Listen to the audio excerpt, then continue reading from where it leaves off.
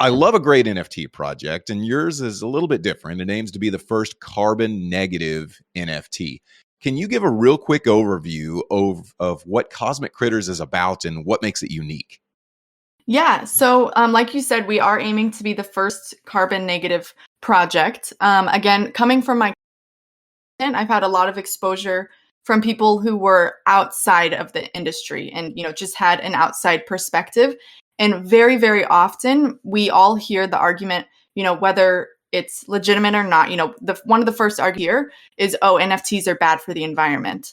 And so that specifically, that one line, that one argument is what I really wanted to approach and kind of disprove, if you will. So we have some really great partnerships set up. So I can, I'll get into that a little bit later, but, we're going to be able to plant trees and remove carbon and carbon offsets and, all these kind of like higher level environmental approach. We're going to actually be building that into the corporate structure, if you will. So, however far Cosmic Critters takes, however far we can take it, the heart of that is always going to live in, being better for the environment. So we're super, super excited for that.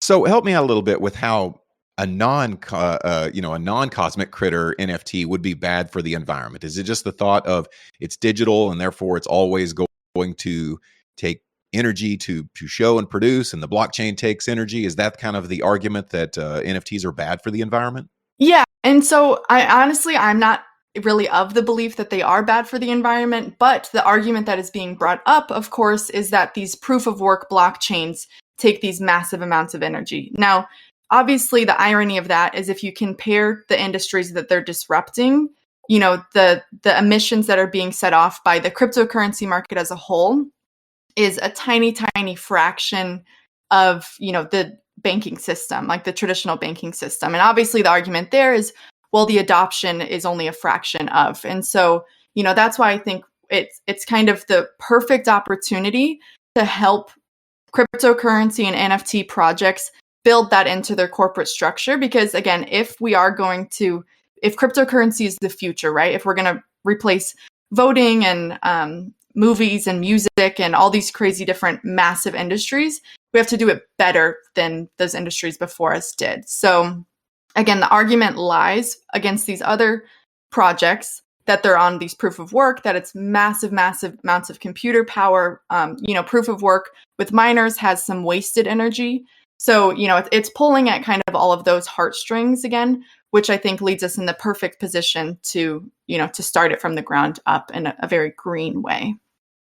That's great. And yeah, especially with currency, not as much with NFTs, but I always hear about how the proof of work blockchain, how it's just creating all this heat and, it's affecting our global environment and things like that. And of course, that moves on into NFTs, where if it affects one, it affects the others. So you kind of heard this. You heard all that, the talk of NFTs are bad for the environment. And you thought, well, I could create a good project around that. But it takes kind of a creative person to create an NFT project. You have to, either know somebody that can actually create it. Did you have all the right connections already once you had this idea in your head, or did you go and seek them out? I went and seek them out. So it's actually a little bizarre for me to imagine, but in August, I posted a video on TikTok. I was like, hey, I'm hiring. If you have this, and this skill set, like email this account. And so I had dozens and dozens of people from, full stack developers, smart contracts, community manager, the whole lineup emailed me. I did probably 36 interviews over the course of like a week and a half, and was able to find my team that way. So, I was very fortunate to be able to, and that was such an interesting thing too, because most of them had watched my content. So they felt as if they already knew me in that interview. And so it was kind of like a one-way interview, if you will. So that was super interesting. But yeah, that's how I was able to find my team, was just putting myself out there. And obviously had to be quite guarded again, because they had the feeling that they knew me and I was still learning them. But it worked out really, really well. I've never even thought about that, about how having a major social media following is that, you could actually hire people and people will want to work with you because, like you said, they've kind of interviewed you already, Right. and they felt like, oh, okay, I like her personality. I like to I could definitely work with her.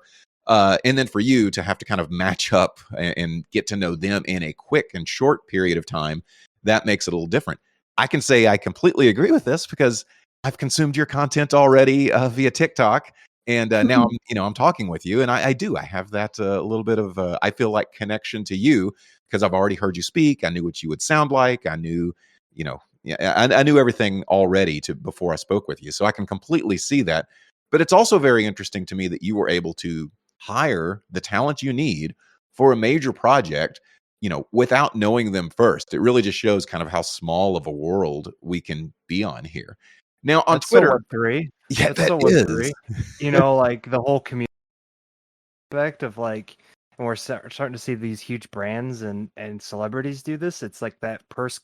You know, there's no middlemen in Web3. You know, if that's the way you want to run it. But like, yeah, just throwing out a job ad like connects you straight to somebody. You don't need to use a service. You have a huge reach. You know, that's how communities are bred. Like that's you know. I'm learning somebody just listening. I'm taking notes myself.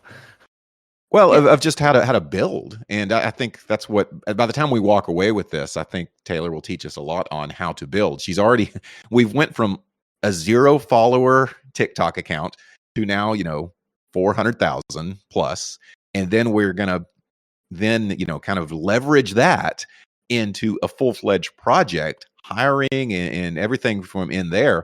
It definitely shows that Web3 can, you can truly start with nothing. It's not because Taylor had, in her back pocket millions of followers already. She literally started at the beginning of this year with no followers and no hires or anything like that for this project. So she was able to do that through this, and it's with people that want to work with her. They didn't just read an Indeed ad or anything like that and say, "Oh, I need a job." These are people that saw her and said, "Yeah, I could work for her. I think that would be beneficial to us both."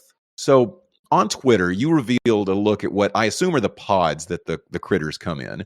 First of all, are there any attributes to the pods themselves, or is that just like a shiny outer shell and the really cool stuff is on the inside? Yeah, so there's actually, I think the count is like 62 different attributes that come on the pod. So when you mint the NFT, it comes as a pod, and then within 5 days is going to hatch into your critter. But the actual first pod is just as unique. It's a one of one of 7,777. So just as unique as the critter that's going to hatch out of it. I did not realize. So, reading through your material, I completely understood that the critter was unique. And seeing the different pictures of the pods, they looked like they must have some sort of characteristics and be unique as well. But that's really neat that the pods can be unique. Now, once they hatch, do I not get to view them anymore? Do I not get to see what my pod looked like after it's hatched? Yeah, that's a good question. And it was something that we kind of like rattled our brains because, for whatever reason, that whole pod start, like that was just something that I attached myself to really early. But what we're going to do, I'm working with my website developer and smart contract developer to essentially set up a gallery. So let's say a month after launch, you buy on the secondary market a critter. Well, you're going to want to know what that pod it came from. So you're going to actually be able to go to the website, type in, your NFT number, and then you'll see and be able to download the file of that pod. So there will be some access and, some memory, if you will, of that original pod that it came from. It's like finding original baby pictures of your Yeah.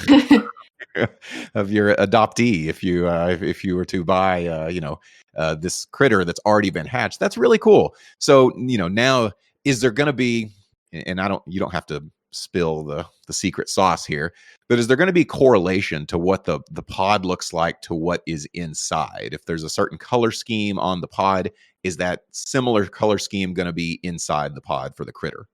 Yeah, so the coloring not so much, but once you're looking through all the pods, it's going to be quite obvious which lends itself to be more rare to more common, and that general rarity scale is going to match up to the critter that hatches out of it. So we would hate for someone to mint a pod which is just like the most absolute rare, and then it hatches a rather common critter. We didn't want something like that to happen.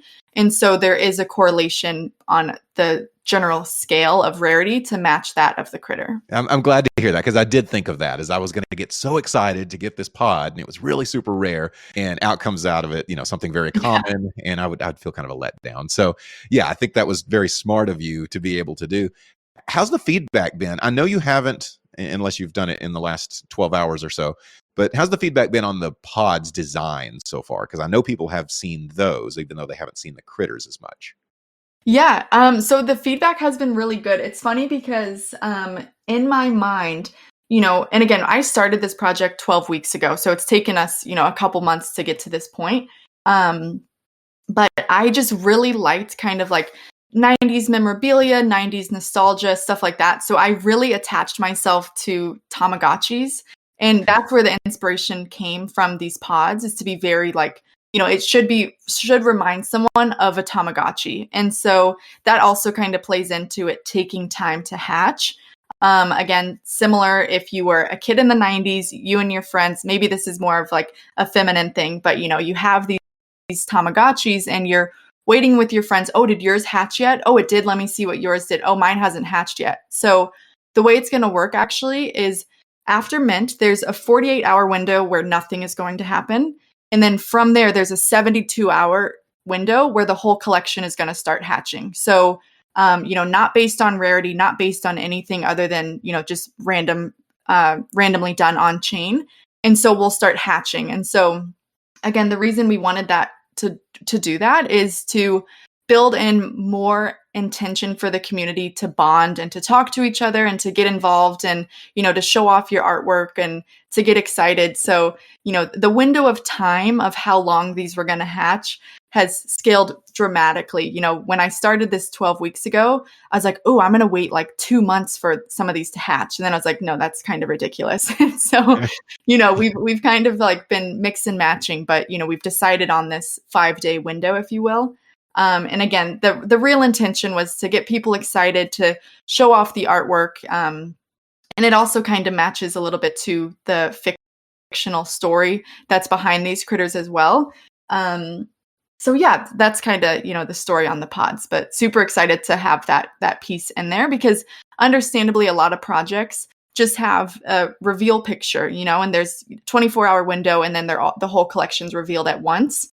Which is obviously super cool and still gets a lot of excitement and can still put like a whole marketing campaign around the reveal. But we wanted to really take it to the next level and create more community and engagement amongst the community. Be sure to listen in to all of our weekly shows and follow us on Twitter for updates.